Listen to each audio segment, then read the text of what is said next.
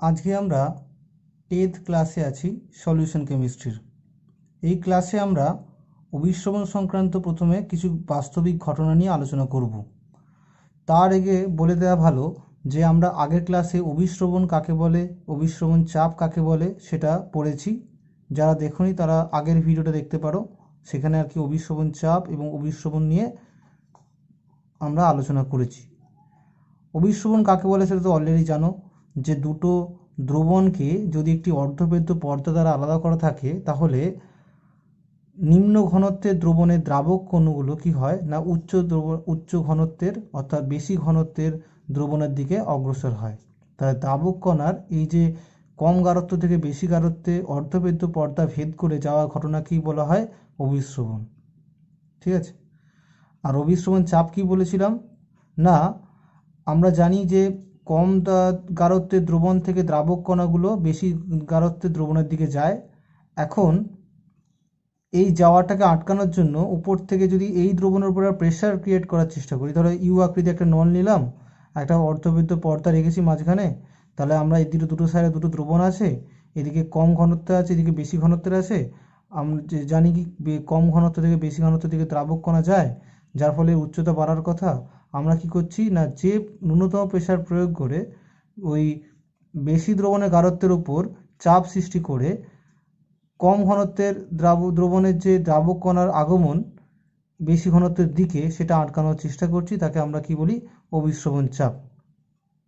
যার দ্বারা আর কি অসমোসিসটাকে অর্থাৎ অভিস্রবণটাকে বন্ধ করতে পারি। এবার আমরা কিছু বাস্তবিক ঘটনা পড়ব অভিস্রবণ সংক্রান্ত। প্রথম বিষয় দেখো, যে যারা আর কি ব্লাড প্রেশার হাই হয় যে সমস্ত রোগীদের, তাদেরকে ডাক্তাররা কি করে না কম নুন খাবার খেতে পরামর্শ দেয়, মানে অর্থাৎ NaCl খেতে, অর্থাৎ নুন খেতে কম বলেন। কেন বলেন? কারণ NaCl কি হয়, NaCl হচ্ছে মানে রক্তের মধ্যে মিশে গিয়ে Na+ আর Cl- আয়ন তৈরি করবে। তাহলে কণার সংখ্যা বেড়ে যাচ্ছে, একটু খেলেই অনেক পরিমাণ কণার সংখ্যা বেড়ে যাচ্ছে। কণা বৃদ্ধি পেলে কি হবে না কলিগেটিভ প্রপার্টি বৃদ্ধি পাবে, মানে অভিস্রবণ চাপ বৃদ্ধি পাবে। তাই তো পাই দিকে CRT পড়েছিলাম, সেই বেসিতে বলছি। সি মানে ঘনত্ব, পরিমাণটা বৃদ্ধি পেলে কি হয় না পায়ের মানটা বৃদ্ধি পাবে, অর্থাৎ অভিস্রবণ চাপ বৃদ্ধি পাবে, মানে ব্লাড প্রেশার বৃদ্ধি পাবে। ব্লাড প্রেশার বৃদ্ধি পেলে তো তার অবস্থা খারাপ হয়ে যায়, বুঝতে পারছো। ওই জন্য আর কি NaClটা অর্থাৎ নুন কম খেতে বলে। দ্বিতীয় বিষয় হচ্ছে যে যখন আমরা শিরাতে ইঞ্জেকশন দিই তখন আর কি যে দ্রবণটা ইউজ করব সেটা রক্তের মানে যে গাঢ়ত্ব হয় তার সঙ্গে সমান হতে হবে। দেখো আমরা কি জানি যে যদি আর কি একটা পাত্রের মধ্যে ধরো যে একটা যে NaCl এর দ্রবণ আছে, এর মধ্যে আমরা একটা লোহিত রক্তকণিকা রেখেছি। এখন যদি দুটোর দ্রবণের অর্থাৎ বাইরে যে দ্রবণটা এবং ওই যে লোহিত রক্তকণিকার ভেতরে যে রক্তরস রয়েছে তার যদি গাঢ়ত্ব দুটো যদি সেম হয় তাহলে কি হবে, তাহলে কোনো অভিস্রবণই ঘটবে না, মানে কোনো দিকেই দ্রাবক কণার যে যাবে না। ওকে, না গেলে কি হবে, না গেলে কোনো পরিবর্তন ঘটবে না, লোহিত রক্তকণিকা আগে যেমন ছিল তেমনই থাকবে। কিন্তু যদি কি হয়, যদি তুমি বাইরেটা হচ্ছে যদি হাইপারটোনিক হয় অর্থাৎ বেশি গাঢ়ত্বের দ্রবণ হয়, তাহলে কি হবে না ভেতর থেকে রক্তরসের যে দাবক কণা সেটা অর্ধবেদ্য পর্দা অর্থাৎ লোহিত রক্তকণিকার পর্দা ভেদ করে বাইরে চলে আসবে, যার ফলে কি হতে পারে যে মানে লোহিত রক্তকণিকা ফেটে যাবে, বা অনেক ক্ষেত্রে চুপসে যাবে, বা অনেক ক্ষেত্রে কি হতে পারে যদি এটা হাইপোটোনিক হয় অর্থাৎ বাইরের দ্রবণটা যদি গাঢ়ত্ব কম হয় তাহলে কম গাঢ়ত্ব দ্রবণ থেকে দ্রাবক কণাগুলো ভেতরের দিকে ঢুকবে, যার ফলে ফুলে উঠবে লোহিত রক্তকণিকা, যেটা একসময় ফেটে যেতে পারে। এরকম ঘটনা ঘটতে পারে। ওই জন্য আর কি শিরাতে যদি আমরা রক্তের যে গাঢ়ত্ব তার সম পরিমাণে যদি গাঢ়ত্ব দিই তাহলে এই ঘটনা ঘটবে না, মানে আইসোটোনিক হয়ে যাবে একে অপরের। আইসোটোনিক মানে কি, একই গাঢ়ত্ব মানে গাঢ়ত্ব সমান হয়ে যাবে দুটোর ক্ষেত্রেই, মানে ভেতরেরটা এবং বাইরেরটা, যার ফলে আর কি ওই যে মানে দ্রাবক কণাগুলো ভেতরে ঢুকে ফুলে যাওয়ার কোনো ব্যাপার ঘটবে না, বা দ্রাবক কণাগুলো বাইরে বেরিয়ে চুপসে যাওয়ার অর্থাৎ লোহিত রক্তকণিকার চুপসে যাওয়ার কোনো ঘটনা ঘটবে না। ঠিক আছে, ওই জন্য আর কি সমান গাঢ়ত্বের দ্রবণটা রক্তরসের মধ্যে মেশানো হয়। 3 নম্বর যেটা বলছে সেটা হচ্ছে কি না, আমরা অনেক সময় দেখবি যদি আর কি গলা ব্যথা হয় তখন আর কি আমরা রাত্রিবেলায় কি করি, নুন দিয়ে জল দিয়ে মিশিয়ে সেটা দ্রবণ তৈরি করে গরম করে সেটাকে আমরা গার্গল করি। এখন গার্গেলটাও কিনা ওই অভিশ্রবণের ওপর বেস করেই প্রতিষ্ঠিত এই ফাংশনটা। দেখো আমাদের গলা ব্যথা কেন হয়?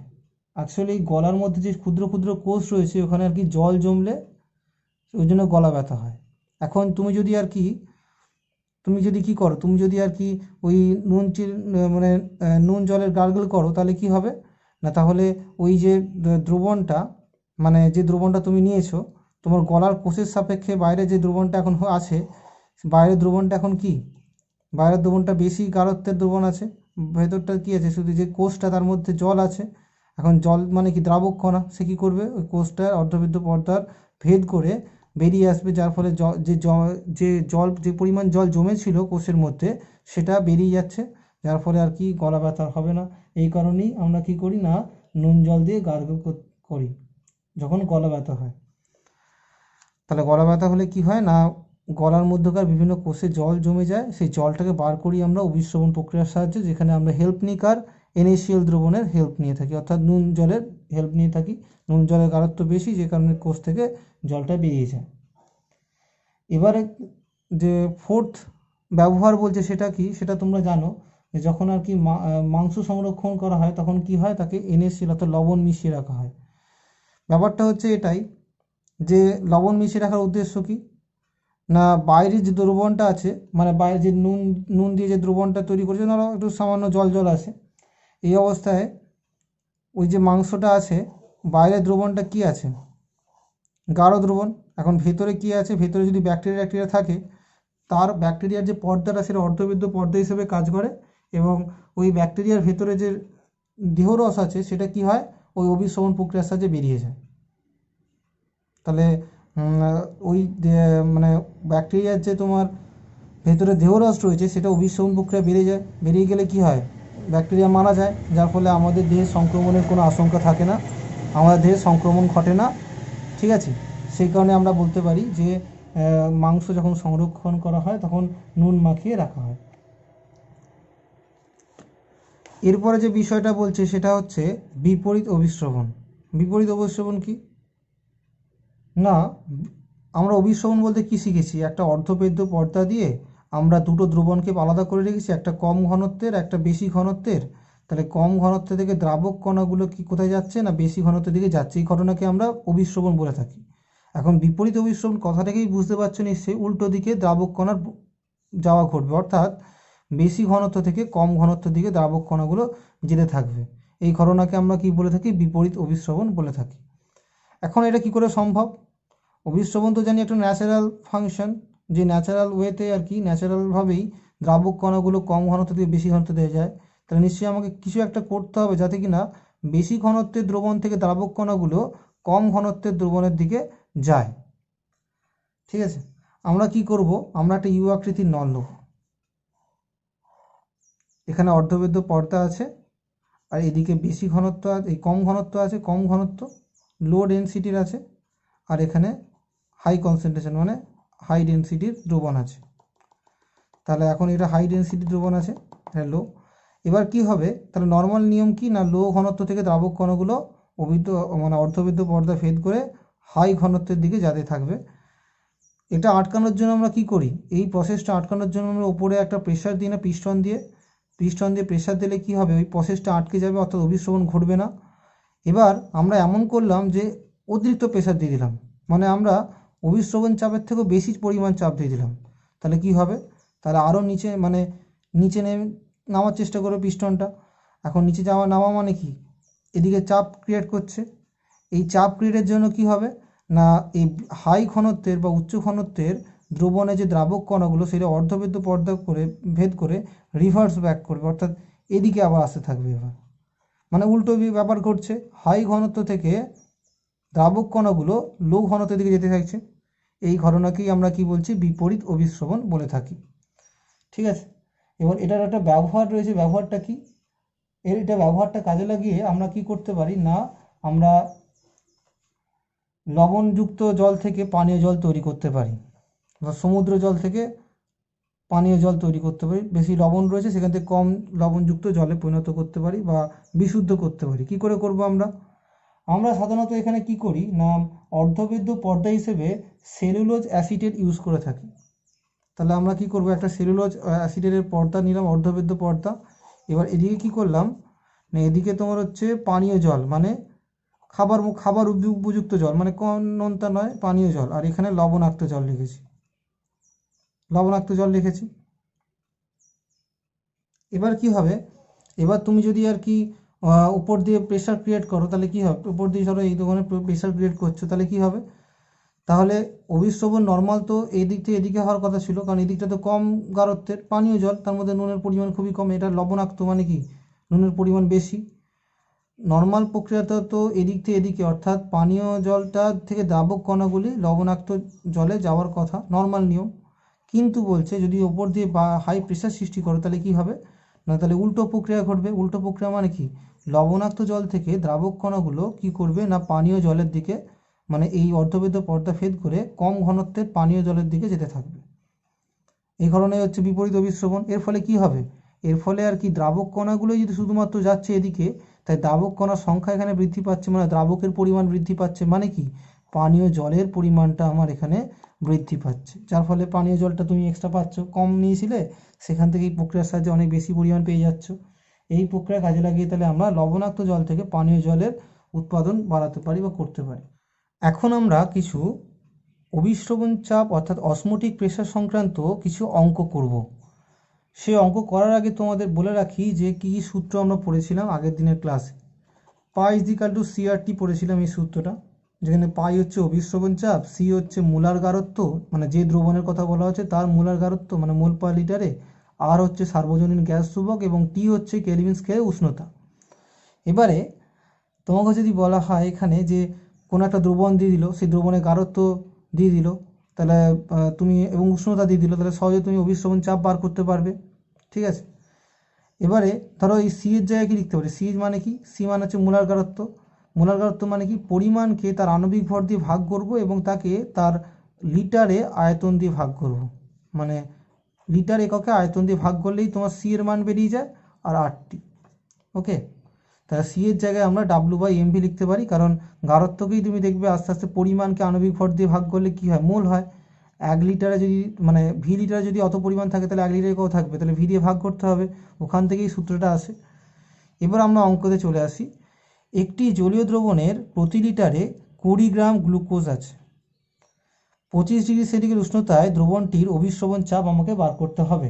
তাহলে আমি কি করব, এখানে আমরা জানি পাই সমান সিআরটি, আবার সি এর জায়গায় কী জানি, ডাব্লু/এমভি আরটি।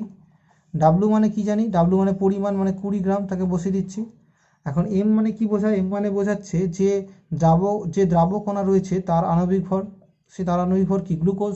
তাহলে গ্লুকোজের ক্ষেত্রে এখানে আণবিক ভর কত হবে না, গ্লুকোজের ক্ষেত্রে আণবিক ভর হবে 180। তাহলে 180 ইন্টু প্রতি লিটার বলেছে, মানে কি 1 লিটার, ভি সমান 1 লিটার।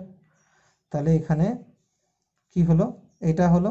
আচ্ছা, এখানে যদি এককগুলো বসাই তাহলে কি হবে না, এই যে 180 একক হচ্ছে গ্রাম পার মোল, কারণ প্রতি একক মোলের পরিমাণ ওয়েটকে, গ্রামের ওয়েটকে তো আমরা বলি কি আণবিক ভর।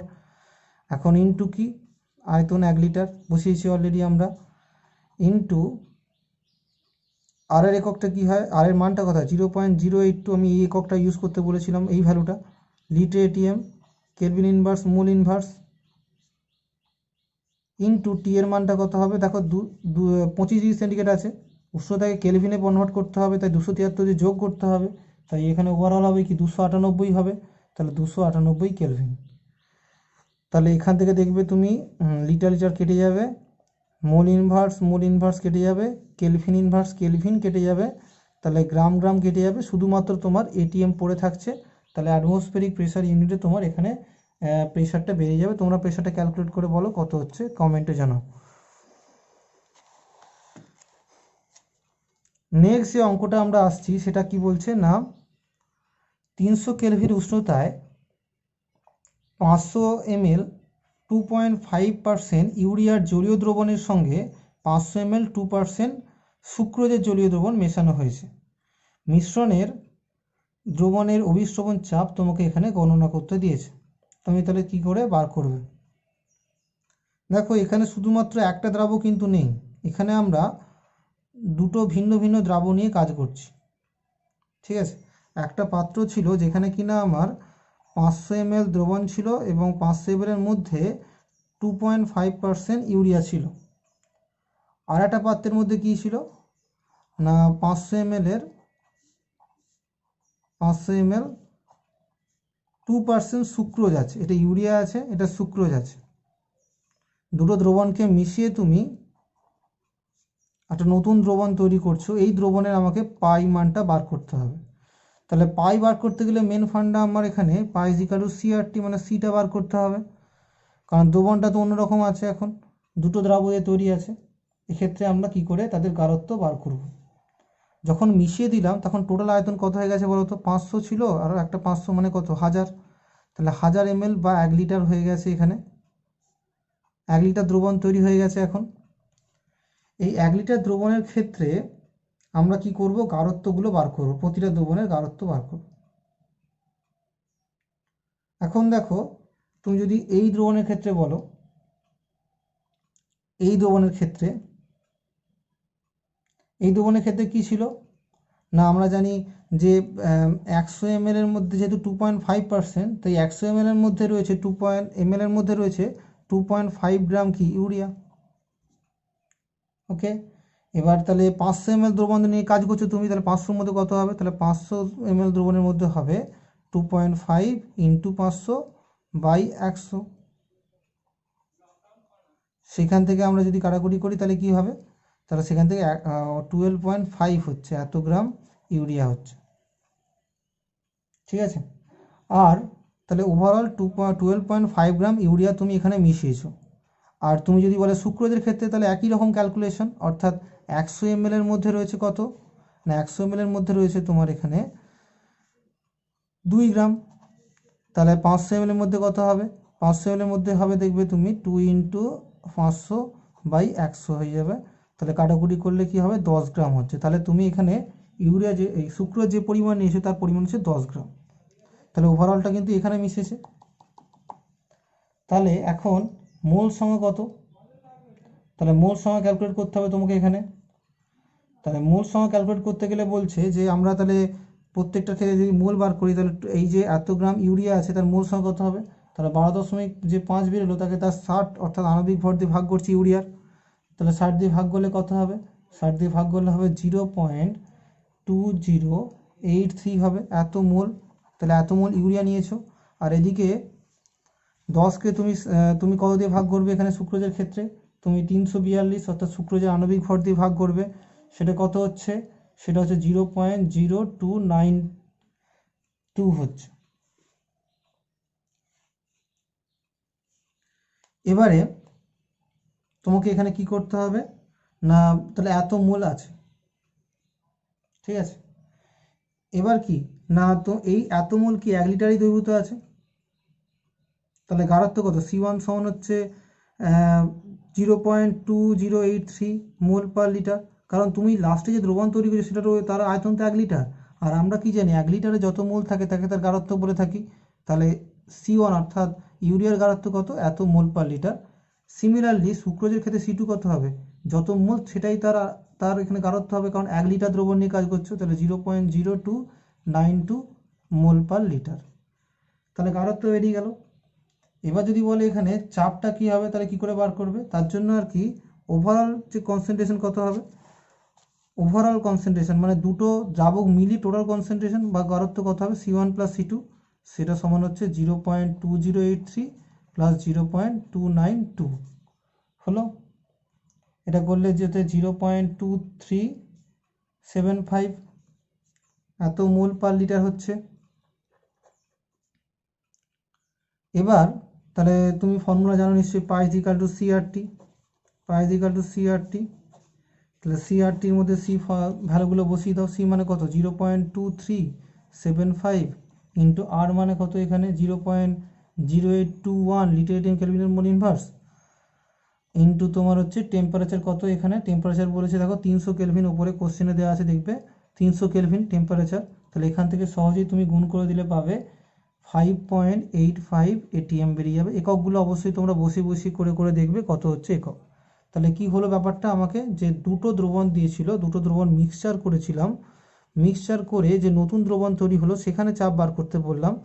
তাহলে আমরা কি করলাম, আমরা প্রথমে আর কি এই দ্রাবের, এখানে দ্রাবের গ্রামের পরিমাণটা আর এখানে দ্রাবের গ্রামের পরিমাণটা বার করলাম। এখানে দ্রাবকে মোলে পরিণত করলাম, মানে কত মোল টোটাল দ্রাব রয়েছে, আর এখানেও কত মোল টোটাল দ্রাব রয়েছে সেটা বার করলাম। বার করে সেই সেই যে মোল সংখ্যাকে আমরা, যেহেতু টোটাল আয়তন এখন 1 লিটার হয়ে গেছে টোটাল দুটো মেশানোর কারণে, তাই আমরা এখানে গাঢ়ত্ব বার করতে পারবো। আর যেই গাঢ়ত্ব বের করে ফেললাম, টোটাল যোগ করে দিলে কি হবে, টোটাল গাঢ়ত্ব বেরিয়ে যাবে। এবার সেই গাঢ়ত্বের উপর বেস করে এখানে পাই এর মানটা বার করে দেবো। জলের পরে কোশ্চেনে দেখো, জলে 18 গ্রাম গ্লুকোজে দিয়ে দিয়েছো তুমি, দ্রবীভূত করে একটা 500 ml এর দ্রবণ তৈরি করেছো। 27°C উষ্ণতায় অভিস্রবণ চাপের মানটা গণনা করতে দিয়েছে, আর বলে দিয়েছে যে এই দ্রবণটি ইউরিয়ার একটি জলীয় দ্রবণের সঙ্গে আইসোটোনিক। তাহলে ইউরিয়ার ওই দ্রবণের গাঢ়ত্ব তোমাকে গ্রাম পার লিটার এককে বার করতে হবে। তাহলে সর্বপ্রথম আমরা বার করব যে অভিস্রবণ চাপটা এই দ্রবণের ক্ষেত্রে। সিম্পল জিনিস, পাই সমান CRT। এখন সি মানে কত, এখানে সি মানে তার পরিমাণ কত, তার পরিমাণ W/mv। আমি তো একটু আগে ফর্মুলা বললাম সূত্রটা। ডাব্লু মানে কত, 18 গ্রাম। তাহলে গ্লুকোজের আণবিক ভর 180 দিয়ে ভাগ করছে, 180 গ্রাম পার মোল ইন্টু আয়তন কত, এটাকে আয়তন দেখো এখানে 500 ml আছে, আর আমি এখানে কিন্তু 1 লিটার ইউজ করব, মানে লিটার প্রকাশ করব আয়তনটাকে। তাহলে লিটার যদি প্রকাশ করি তাহলে 500কে আমি কি বলতে পারি না 0.5 বলতে পারি, 0.5 লিটার ইন্টু এখানে তোমার এবারে RT 0.082 litre atm kelvin mole inverse, আর ইন্টু টি এর মানটা বসিয়ে দাও। টি এর মানটা কত আছে এখানে, টি এর মানটা দিয়েছে 27°C টেম্পারেচার, মানে 300 কেলভিন। তাহলে সবগুলো বসিয়ে দিয়ে প্রেশারটা নিশ্চয়ই এটিএম এককে বেরোবে, 4.926 4.926। এবার বলছে কি, আর একটা ইউরিয়া দ্রবণ তৈরি করেছো তুমি এখানে, সেই দ্রবণটার গাঢ়ত্ব বার করতে হবে। এখন দেখো দুটো আইসোটোনিক মানে কি, প্রথম যদি পাই 1 বলি আর দ্বিতীয় দ্রবণের যদি গাঢ়ত্ব পাই মানে অভিস্রবণ চাপ যদি পাই 2 বলি, এবং দুটো যদি আইসোটোনিক মানে কি বোঝাচ্ছে, দুটোর চাপ সমান, অর্থাৎ পাই 1 সমান পাই 2। এখন পাই 1 এর মান তোমার জানা আছে কত, 4.926 সমান। এবার এখানে তোমার কি গাঢ়ত্ব, ইউরিয়ার গাঢ়ত্ব জানা নেই, মনে করছি গাঢ়ত্ব সি, মানে এটা হচ্ছে ইউরিয়ার চাপ, মানে ইউরিয়ার দ্রবণের চাপ, আর এটা হচ্ছে কি নাম গ্লুকোজ দ্রবণের চাপ। দুটোই আইসোটোনিক অর্থাৎ প্রেশার সমান, ওই জন্য দুটো সমান সমান লিখেছি। এটা মানে ইউরিয়ার, এটা মানে তোমার গ্লুকোজের চাপ। এখন গ্লুকোজের চাপ তো বার করা হয়ে গেছে, সেটা সমানই ইউরিয়ার চাপ হবে। কিন্তু ইউরিয়ার আবার পাই 2 সমান কি লিখতে পারে, CRT। ইউরিয়ার তাহলে গাঢ়ত্ব মনে করছি সি, সেটা বার করতে হবে। তাহলে সমান কি হবে, সি ইন্টু আর এর মানটা কত, আর এর মানটা হচ্ছে তোমার এখানে কত আছে, আর এর মান 0.082 litre atm kelvin inverse mole inverse into তোমার ওখানে কত হচ্ছে না, আর এর মানটা একটু বসিয়ে দিয়েছি, টি এর মানটা কত 300 কেলভিনে দিয়েছে। তাহলে এখান থেকে সি এর মানটা বেরিয়ে যাবে। সি এর মানটা যেটা বেরোবে সেটা হচ্ছে দেখবে 0.2 মোল পার লিটার হচ্ছে। এবার তুমি যদি এটার সঙ্গে যদি তুমি এখানে 60 গুণ করে দাও, অর্থাৎ ধরো এটা মোল পার লিটার আছে, এটার সঙ্গে তুমি যদি 60 গুণ করে দাও তাহলে তার গ্রামে, অর্থাৎ গ্রাম পার লিটার এককে বেরিয়ে যাবে। তাহলে গ্রাম পার মোল হচ্ছে তার একক, কাটাকুটি করে দেখবে কত হচ্ছে, গ্রাম পার লিটার এককে বেরোবে, মোল কেটে যাচ্ছে। তাহলে গ্রাম পার লিটার এককটা কত হবে, ভ্যালুটা হবে তোমার 12 গ্রাম পার লিটার। এইভাবে তাহলে আমরা যে কী করে দিয়ে দিয়েছে অ্যাকচুয়ালি, এখানে একটা দ্রবণ দিয়েছে, সেই দ্রবণের আমাকে গাঢ়ত্ব মানে পরিমাণ দিয়ে দিয়েছে, যে দ্রাবটা আছে সেখান থেকে তার গাঢ়ত্ব পেয়ে গেলাম। যেই গাঢ়ত্ব পেয়ে গেলাম সেখান থেকে তার চাপ বার করে ফেললাম। এখন বললাম যে ওর অভিস্রবণ চাপটা আর একটা দ্রবণের অভিস্রবণের চাপের সঙ্গে ম্যাচ হয়, মানে সমান হচ্ছে। তার মানে কি নির্দেশ করছে, যে অর্থাৎ আইসোটোনিক। তাহলে সেই দ্রবণের গাঢ়ত্ব বার করতে হবে। তাহলে আমি প্রথমে একটা দ্রবণের অভিস্রবণ চাপ বার করে ফেললাম, আর দ্বিতীয় দ্রবণের ক্ষেত্রে বললাম যদি চাপ পাই 2 হয় তাহলে আগের দ্রবণটার চাপ সমান পরের দ্রবণটার চাপ হবে। এখন আগের দ্রবণের চাপের ভ্যালুটা বসিয়ে দিলাম, সমান CRT। সি মানে কি না, ইউরিয়া যে দ্রবণটা পরের দ্রবণটা আছে তার চাপটা, সেখান থেকে তুমি সি এর মানটা সহজে বার করতে পারো গ্রাম পার লিটার এককে। ওকে, আজকে তাহলে এটা অঙ্কগুলো হয়ে গেল। এবার আসছি তোমরা যে অস্বাভাবিক সংখ্যাগত ধর্ম। তার মানে কি? তার মানে বলছে ধরো ধরো আমি একটা দ্রাবক মিশিয়েছি, ধরো আমি NaCl নিয়েছি, ঠিক আছে? NaCl নিয়েছি। এখন NaCl এর বেশিতে কি হওয়া উচিত? আমরা NaCl এ মনে করো গাঢ়ত্ব নিয়েছি 0.2 মোলার, এই গাঢ়ত্ব আছে। সেই বেশিতে আমরা চাপটা সহজে π/CRT ফর্মুলার সাহায্যে বার করতে পারবো চাপটা কত হওয়া উচিত। এটা তোমার কি তাত্ত্বিক মানে ক্যালকুলেটেড ভ্যালু, ক্যালকুলেশন করে আমরা ক্যালকুলেটেড ভ্যালু অর্থাৎ অভিশ্রবণ চাপে ক্যালকুলেটেড ভ্যালু পেতে পারবো। কিন্তু তোমাকে যদি বলে যে তুমি যদি পরীক্ষাতে দেখো, মানে যদি তুমি এক্সপেরিমেন্ট করে দেখো, এক্সপেরিমেন্ট করে দেখবে যে চাপের ভ্যালুটা যদি পাই প্রাইম হয়, দেখা যাবে যে এই ভ্যালুটা আর এই পাই ভ্যালুটা ম্যাচ করছে না। অর্থাৎ এক্সপেরিমেন্টাল ভ্যালু অর্থাৎ পরীক্ষালব্ধ ভ্যালুর সঙ্গে ক্যালকুলেটেড ভ্যালু অর্থাৎ যেটা তুমি ক্যালকুলেশন করলে মানে ফর্মুলাতে বসিয়ে টসিয়ে দেখলে তার সঙ্গে ম্যাচ করছে না। এটা তাহলে আশ্চর্যজনক বিষয় হয়ে যাচ্ছে। এই ঘটনাকেই আমরা কি বলছি না অস্বাভাবিক সংখ্যাগত ধর্ম। বুঝতে পারলে? তাহলে যখন দেখা যায় যে তুমি NaCl নিয়ে যদি নাও, যেটা আর কি তড়িৎ বিশ্লেষ্য, বা তুমি যদি আর কি সংযোজিত হয় এমন যৌগ, ধরো অ্যাসিটিক অ্যাসিড নিলে, তাহলেও দেখা যায় তোমার কি হয় না এই ধরনের মানে ক্যালকুলেটেড ভ্যালুর সঙ্গে এক্সপেরিমেন্টের ভ্যালুর পার্থক্য থাকে। NaCl এর ক্ষেত্রে কী হবে, এক্সপেরিমেন্টের ভ্যালুটা অর্থাৎ পরীক্ষালব্ধ ভ্যালুটা দেখা যাবে বেশি হবে, অলমোস্ট দ্বিগুণ হবে, ঠিক আছে? কার তুলনায় না ওই ক্যালকুলেটেড ভ্যালুর তুলনায়। আর যারা আর কি ধরো অ্যাসিডিক অ্যাসিড যারা আর কি সংযোজিত হয়ে যায় মানে একে অপরের সঙ্গে যুক্ত হয়ে যায়, আমি পরের ক্লাসে বলবো কীভাবে যুক্ত হয়, সেখানে দেখা যাবে তোমার কি না না তোমার সংযোজিত হওয়ার কারণে দ্য এক্সপেরিমেন্টের ভ্যালুটা কী হয়ে যাবে, কমে যাবে, কারণ কণার সংখ্যা কমে যাচ্ছে বলে কমে যাচ্ছে। এই ঘটনাকেই বলছি আমরা অস্বাভাবিক সংখ্যাগত ধর্ম। ওকে।